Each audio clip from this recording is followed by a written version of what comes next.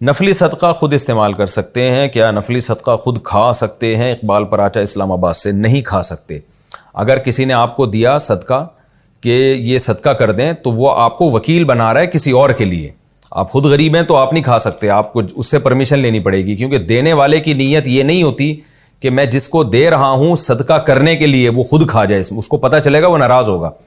آج کل یہ بڑا مسئلہ ہو گیا کہ کسی کو وکیل بنایا جاتا ہے صدقہ خیرات کا تو وہ خود ہی کھانا شروع کر دیتا ہے کہ میں بھی تو غریب ہوں. تو یہ ٹھیک نہیں ہے. تو جب کوئی دے رہا ہو آپ کو, وہ اگر آپ کو کلی اختیارات بھی دے رہا ہوں نا تو اس سے پوچھیں کہ کلی اختیارات میں کیا میں بھی داخل ہوں, میں خود بھی کھا سکتا ہوں؟ اگر وہ کہے ہاں تو پھر ٹھیک ہے, ورنہ آپ کے لیے کھانا جائز نہیں ہے.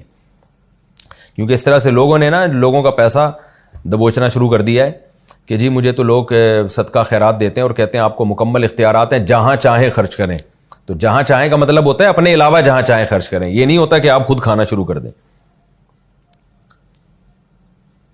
بلکہ یہ اس طرح کے صدقے اپنی بیوی بچوں کو بھی نہیں دے سکتے, کیونکہ اپنی بیوی یا اپنے بچوں کو دینا اپنے آپ ہی کو دینا کہلاتا ہے عرف میں. ایسی صورت میں جب دینے والے کو پتہ چلے گا تو وہ غضبناک ہوگا.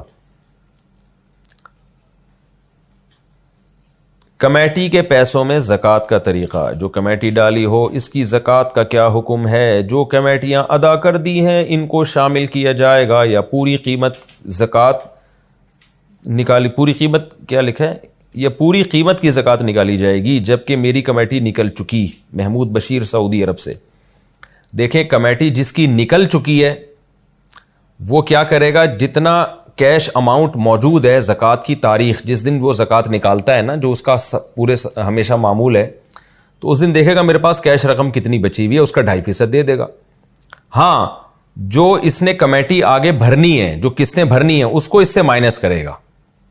مثال کے طور پر آپ لوگوں نے مل کے 5-5 ہزار کی کمیٹی ڈالی تھی, آپ کی 1 لاکھ کی کمیٹی نکل گئی, پہلا نمبر تھا آپ کا, تو 1 لاکھ میں سے آپ نے 95,000 مائنس کرنے, کیونکہ یہ اس میں 1 لاکھ تو آپ کے 95,000 اس میں سے آپ نے آگے قسطیں دینی ہیں, تو وہ صرف 5,000 کی ہوگی, 95 کی نہیں ہوگی, اگر 5,000 کے ساتھ دوسرا نصاب بھی ہے. اور اگر آپ کی کمیٹی آخر میں نکل رہی ہے تو پھر آپ کو ظاہر ہے ساری کی زکوٰۃ دینی پڑے گی.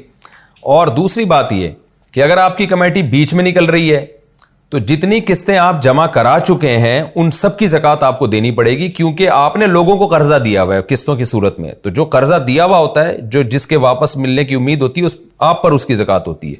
مثال کے طور پر 1 لاکھ کی کمیٹی تھی جس میں آپ ہر مہینے 5 مہینے تک 5-5 ہزار روپے جمع کرا چکے ہیں, یعنی 25,000 جمع کرا دیے ہیں اور ابھی آپ کی کمیٹی نکلنا باقی ہے, تو 25,000 کی زکوٰۃ آپ کو دینی پڑے گی, کیونکہ یہ وہ اماؤنٹ ہے جو آپ لوگوں کو دے چکے ہیں اس نیت سے کہ یہ مجھے واپس لوٹائیں گے.